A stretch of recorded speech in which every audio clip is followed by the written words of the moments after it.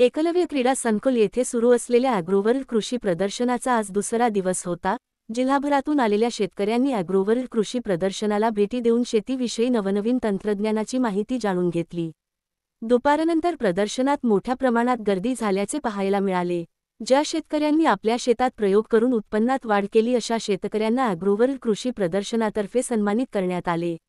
यावेळी उपस्थित मान्यवरांनी शेतकऱ्यांना मार्गदर्शन केले। आपल्या घडाची आपण कशी काळजी घेतो, आपण त्याला स्कर्टिंग बॅगिंग करतो का, आपण त्याला काही एक्स्ट्रा जे छोटे छोटे फळं असतात जे प्रॉपरली डेव्हलप होत नाही त्यांना आपण कमी करतो का, त्यानंतर त्यातलं जे फूल जे बड असते खाली असलेली कमळ म्हणतात त्याला, त्या कमळ आपण काढतो का, या सगळ्या गोष्टीच्या ज्या स्टँडर्ड पॅकेज ऑफ प्रॅक्टिसेस आहे याचा आपण अवलंब करायला पाहिजे आणि हे आपण करतो आहे का। जर आपण करत असाल तर अगदी चांगलं आहे की तुमचं जे उत्पादन आहे ते क्वालिटी उत्पादन होईल।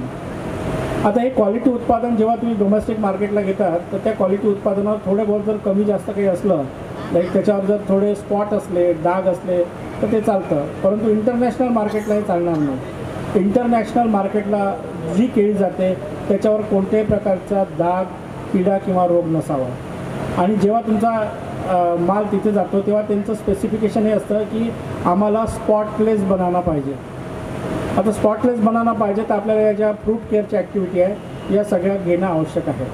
आणि ह्या घेण्यासाठी जे आहे आपण बरेचदा बघितलं असेल की काही शेतांमध्ये खूप चांगल्या पद्धतीची स्कर्टिंग बॅगिंग सगळं झालेलं आहे, मालही खूप चांगला आलेला आहे, परंतु जेव्हा कंटेनर भरायची वेळ येते तर तेव्हा त्याच शेतामध्ये 3 किंवा 4 टँक लावले जातात आणि तिथेच पॅकिंग होतं।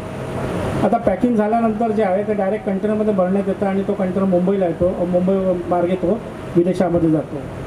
परंतु या केळीला जर आपण पॅक हाऊसमध्ये आलं, त्याला प्री कुलिंग केलं आणि त्याच्यानंतर पॅकिंग करून कोल्ड स्टोरेजमध्ये ठेवून आपण त्याला एक्सपोर्ट केलं तर त्याची शेल्फ लाईफ वाढते। दुसरी गोष्ट, आमच्या स्कीममध्ये एक फॅक्टर आहे त्याला म्हणतो आपण केबल कार सिस्टम।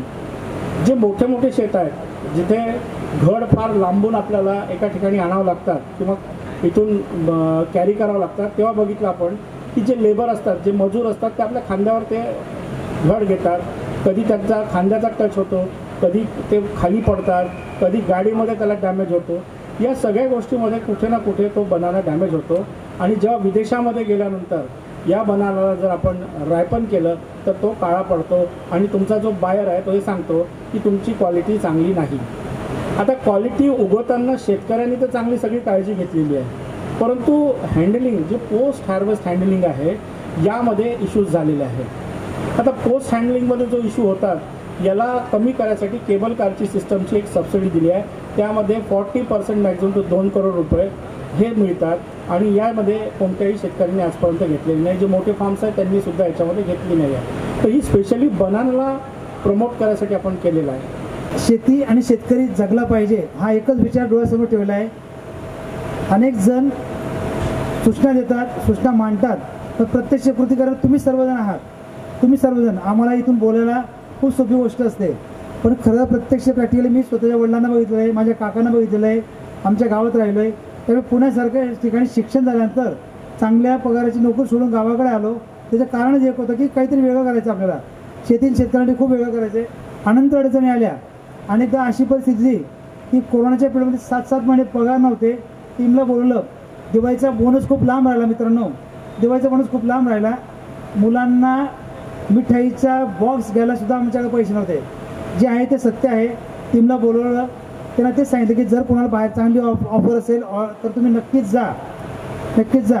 आपलं ऑफिसचं भाडं रेंट थकलेलं आहे, तुमचे पगार थकलेत, बाकीच्या लायबिलिटीज वाढत चालल्या होत्या, हे सगळं कधी चक्र थांबेल याची काहीच शक्यता नव्हती।